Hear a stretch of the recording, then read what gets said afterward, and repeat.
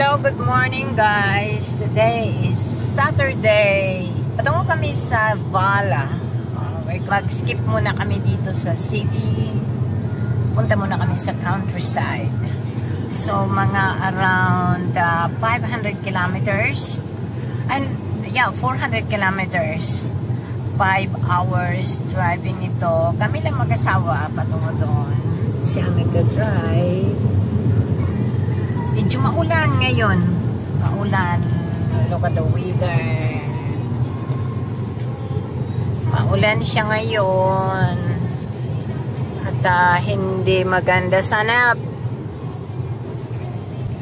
maganda ang weather sa kalagitnaan. Bistahin namin yung isa kong best at ate. May ate dito sa Finland. Parehas kami dito. We've been here for almost 43 years na. What a long year. So, magkita-kita na lang tayo doon sa Vala. Nandito kami sa napakalaking ABC.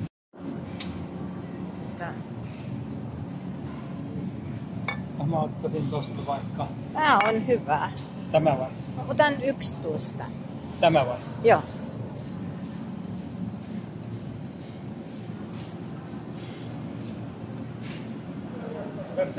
Ito masarap. Otan 2, että kun mä otan itse. Otan, niin, molemmat.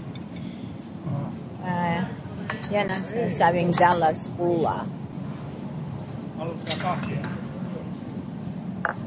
Ei kun vaan pelkkä vettä mä haluan.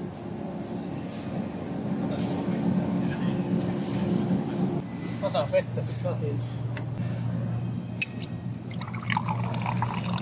Pieni kaakao. Tuolla mä otan varmaan kaakao. Ota nyt sitä pienen vaan.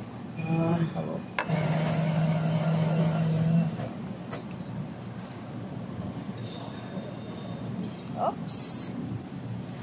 Meillä ei ole tarjotin. En mä ottanut, kun mä otin vaan nämä.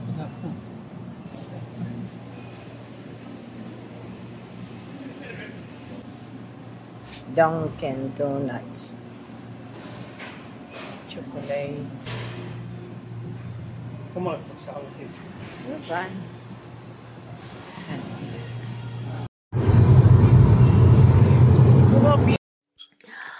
Hello guys! Dumating na kami. Nandito na kami sa Vala. Ito yung si ate. Yung sinasabi ko sa inyo na for 43 years na kami dito sa Finland. She was my She first. is my sister. My Nanay. ate. Nanay. My mother, my sister. My mother na lang. And also, Iska Kauno is their father figure. Because Kauno was the one who brought you to the altar. Indeed. And I was so grateful for that. Because sila yung nandito sa akin nung, aside from my sister-in-law, of course, ito sila ang tumulong sa akin. Kaya anong na-feel mo dito? Nung first time mo ma-reach First, it was very hard for me to stay in Finland. and then, But after that, I was crying every night. I know it was hard. It was very hard because we don't have in our place, we don't have any neighbor at that time. Look at the surroundings.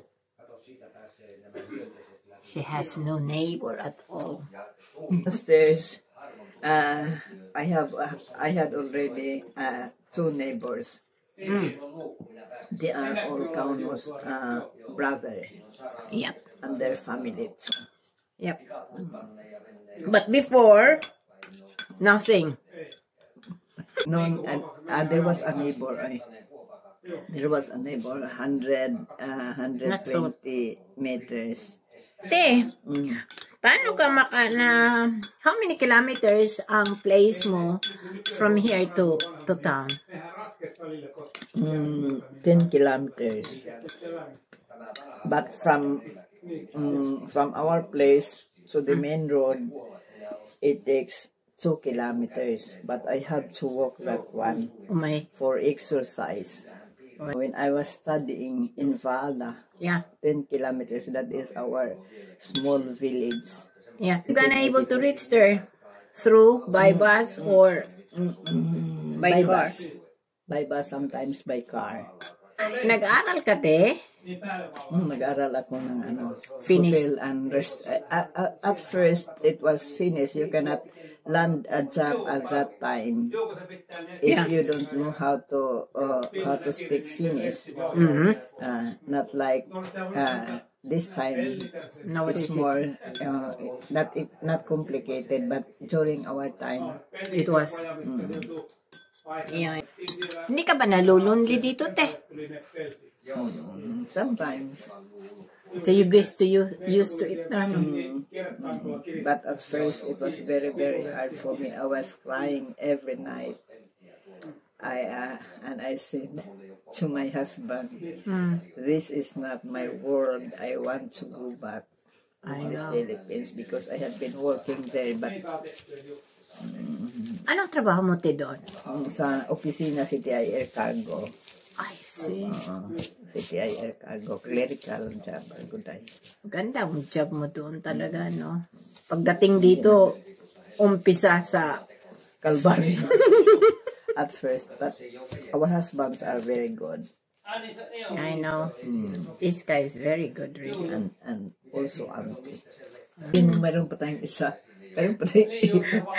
friend. Natatabag lang namin. Oo, si Jack. Nandoon yun sa Kukula. Layo din dito, eh. Yung isa pa paalis na, babalik na sa Pinas. Yung isa, si Ate Sonny. Pauwi na sa Pinas naman yun. I met Eli at Finland Embassy in Makati. Ang place ni Ate dito, 400 kilometers. I forgot Driving, more than 5 hours driving. Ganun. So, thank you, te, sa interview. You're welcome. Miss Elise. Hello! Ito ang kaharian ni Ate. Dahil yung mga bulaklak. Mag-lovebirds. Ikaw ang superstar. Thank you, te, talaga.